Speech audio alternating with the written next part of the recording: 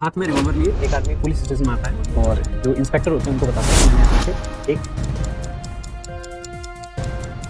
व्यक्ति का मर्डर कर दिया है, खून कर दिया है। पुलिस जाती है, डेड बॉडी को रिकवर करती है, कोर्ट में केस जाता है, दलीलें पेश की जाती हैं। जिसने मर्डर किया है वो खुद कहता है कि हाँ भाई मैंने मर्डर किया है, और सारी रिकवरी भी हो जाती है, वेपन भी मिल जाता है, डेड बॉडी भी मिल जाती है, और उसके बाद में कोर्ट का वर्डिक्ट आता है कि ये आदमी जीती नहीं। आखिरकार ऐसा होता कैसे है, क्यों कोर्ट का ऐसा वर्डिक्ट आता है? यही बात में छुपा हुआ है इंडिया के जूरी सिस्टम का डिक्लाइन, इंडिया में जूरी सिस्टम का खत्म होना।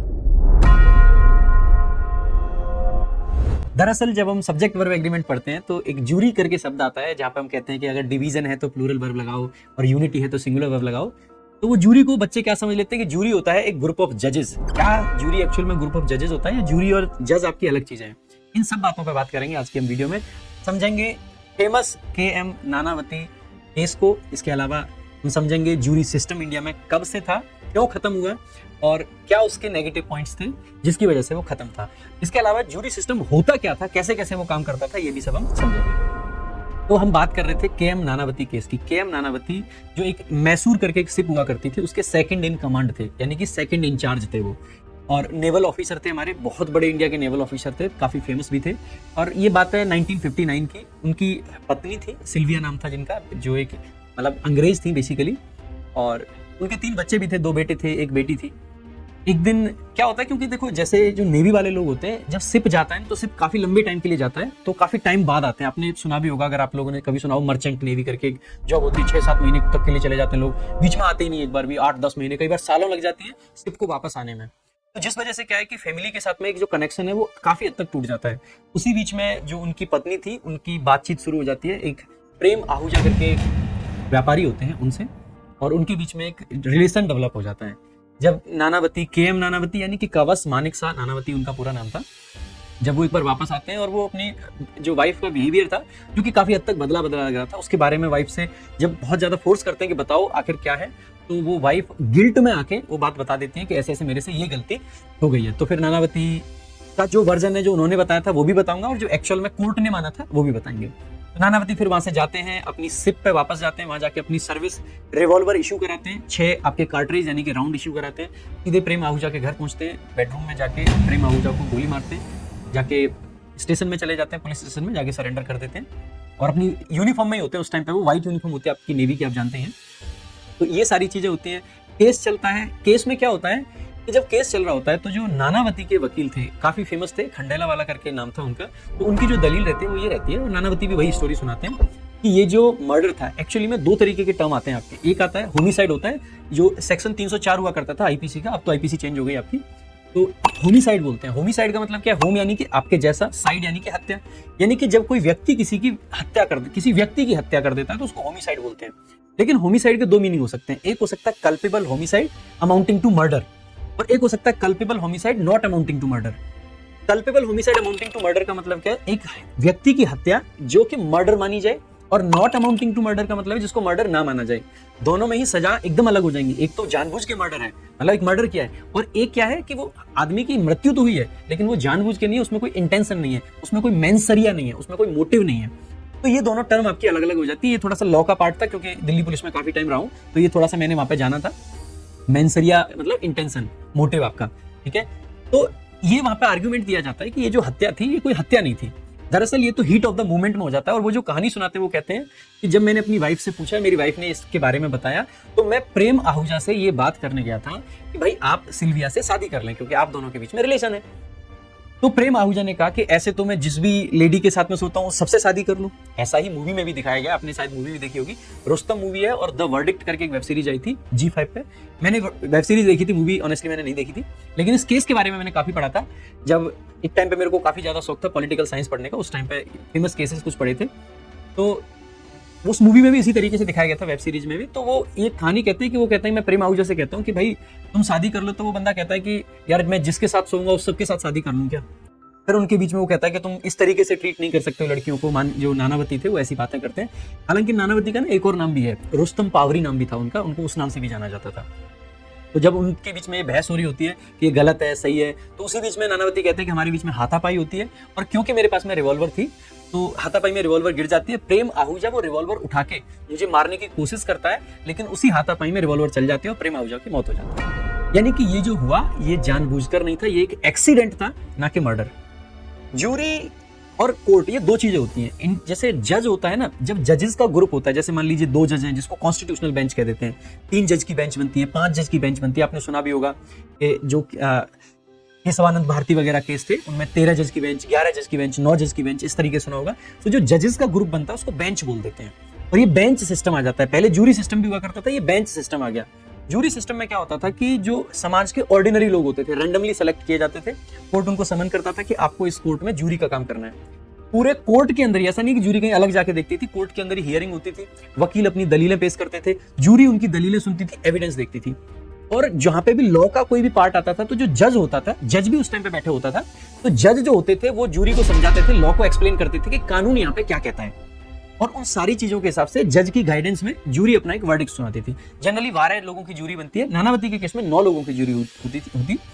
तो जूरी क्या डिसीजन देती है, शायद 23 सितंबर को ये डिसीजन आता है। तो जूरी कहती है कि नानावती नॉट गिल्टी, यानी कि ये मर्डर नहीं है, ये एक एक्सीडेंट है। लोग हक्के बक्के रह जाते हैं कि ऐसे कैसे हो सकता है। और फिर जो जज थे, इनफैक्ट जज इतने सरप्राइज रह जाते हैं कि जज कहते हैं कि हम जूरी के फैसले को मानते ही नहीं, और वो उस जो वर्डिक्ट था, वो जो केस था, उसको सीधे बॉम्बे हाई कोर्ट ट्रांसफर कर देते हैं, क्योंकि उनकी पावर नहीं है, उनके कोर्ट में जूरी ने डिसीजन दे दिया है, तो उस कोर्ट की पावर खत्म हो जाती है वहां पे। तो वो उस पहली बार ऐसा हुआ कि जूरी के डिसीजन को जज ने मानने से मना कर दिया, और जज सीधा उसको भेज देते हैं कहाँ, बॉम्बे हाई कोर्ट में। बॉम्बे हाई कोर्ट में केस लड़ा जाता है। और आपको जान के शायद इंटरेस्टिंग भी लगे कि जो बॉम्बे हाई कोर्ट में केस लड़ते हैं प्रेम आहूजा का, वो लड़ते हैं राम जेठमलानी, द फेमस राम जेठमलानी। उन्होंने काफी बहुत बड़े बड़े हाई प्रोफाइल केसेस लड़े हैं। जो अरुण जेटली ने केस किया था अरविंद केजरीवाल पे, वो भी जेठमलानी ने लड़ा था। अब तो नहीं है वो, लेकिन हाँ उन्होंने ही लड़ा था। बहुत सारे फेमस केसेस उन्होंने लड़े हैं। ठीक है, आपने वो वेब सीरीज देखी होगी 1992 करके, जो स्कैम 1992, उसमें जो हर्षद मेहता थे, हर्षद मेहता का केस भी राम जेठमलानी ने लड़ा था। तो काफी फेमस केसेस लड़े हैं। तो राम जेठमलानी केस लड़ते हैं, और राम जेठमलानी का जो एक आर्गुमेंट था जिसने पूरे केस की तस्वीर पलट दी, वो ये था कि उनका ये कहना था कि पहला आर्गुमेंट ये था कि भाई आपने रिवॉल्वर इश्यू क्यों कराई जब आप बात करने जा रहे थे। बात तो सही है। तो उसके लिए उन्होंने बताया कि मैं शुरुआत में जब ये बात मेरी वाइफ ने मुझे बताई तो मैं खुद को गोली मारना चाहता था, मैंने रिवॉल्वर तो खुद को मारने के लिए इश्यू कराई, लेकिन मुझे लगा कि खुद को मारने से पहले अच्छा है कि जाके जो सिल्विया है उसकी शादी ही करा दी जाए, तो इसीलिए रिवॉल्वर मेरे पास थी।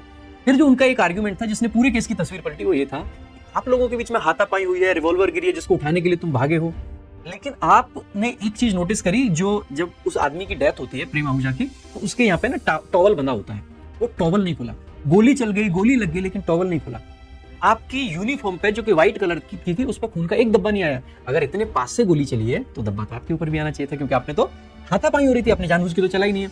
तो ये दो आर्गुमेंट थे जिनकी वजह से कोर्ट इस डिसीजन पे पहुंचता है कि ये जो मर्डर था इसमें मेंसरिया था, इसमें मोटिव था, और ये एक प्री प्लान्ड मर्डर था, ना कि एक आपका एक्सीडेंट। और इसके बेसिस पे जो हाई कोर्ट था वो ज्यूरी के फैसले को खारिज कर देता है और नानावती को उम्र कैद की सजा सुनाई जाती है। ये इतना हाई प्रोफाइल केस था। यहां से जो एक चीज समझ में आई वो ये हुई कि जूरी को आसानी से इन्फ्लुएंस किया जा सकता है, क्योंकि जब जूरी का ट्रायल चल रहा था ना, उस टाइम पे न्यूज़पेपर्स थे, एक ब्लिट्ज करके न्यूज़पेपर है, उसने बहुत सारी खबरें छापी, इतना ज्यादा फेमस केस था। आपको ये जान के हैरानी होगी, नानावती देखो स्मार्ट तो थी, ऑब्वियस सी बात है, मतलब नेवी के ऑफिसर थे, कि कोर्ट में लोग नानावती को देखने, लड़कियां सज सज के आती थी नानावती को देखने के लिए, सज के लड़कियां देखने आती थी। नानावती इतने स्मार्ट हुआ करते थे उस टाइम पे। दूसरा, ये जो हमारी आर्म फोर्सेज हैं, इनको लेके लोगों का इमोशंस आज भी अच्छा रहता है, और उस टाइम पे कुछ और ज्यादा था, क्योंकि उस टाइम पे नया नया देश आजाद हुआ था, पाकिस्तान से लड़ाई, इधर चाइना से भी इतने अच्छे रिलेशंस नहीं थे। तो लोगों के मन में एक जो भावना थी वो ये थी कि देखो ये हमारे रक्षक हैं, ये सीमा पे हमारी रक्षा करते हैं, और ये प्रेम आहूजा जैसे बिजनेसमैन इनकी पत्नियों को बहला फुसलाकर इनके साथ में ये काम करते हैं। तो कहना था कि ऐसे लोगों को तो मार देना ही बेहतर है। ये पब्लिक का ओपिनियन था। न्यूज़पेपर्स में ये चीजें छपी कि नानावती को माफी दो, नानावती को माफी दो।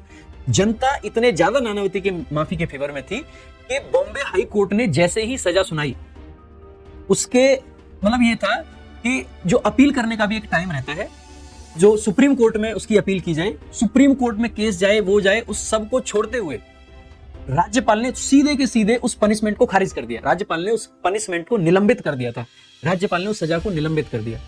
आप सोच सकते हैं कि राज्यपाल ने हाई कोर्ट के फैसले को 3 दिन के अंदर, 3 दिन नहीं कुछ घंटों के अंदर ही निलंबित कर दिया था कि ये फैसला गलत है और मैं इसको माफी देता हूँ। फिर कोर्ट मतलब फिर जो केस है सुप्रीम कोर्ट में जाता है, क्योंकि जो प्रेम आहूजा है उसकी तरफ से जो केस है, मतलब उनकी बहन शायद लड़ रही थी, तो वो वहां पे लेके जाती है सुप्रीम कोर्ट में, और सुप्रीम कोर्ट फिर कहता है कि नानावती दोषी है और उम्र कैद की जो सजा है उसको अपहेल्ड किया जाता है, यानी कि जारी रखी जाती है। उसके बाद में फिर से इनको जो नेहरू जी थे ना, उनकी बहन थी विजय लक्ष्मी पंडित, वो राज्यपाल थी उस टाइम पे, तो उनकी तरफ से एक फॉर्मली माफीनामा नानावती की बहन की तरफ से दाखिल किया जाता है और उनको नानावती को माफ कर दिया जाता है, यानी कि अल्टीमेटली माफी उनको मिल जाती है। जो आपने पढ़ा होगा ना, प्रेसिडेंट और उनकी पावर होती है कि वो माफ कर सकते हैं किसी भी पनिशमेंट को, तो उनको माफ कर दिया जाता है।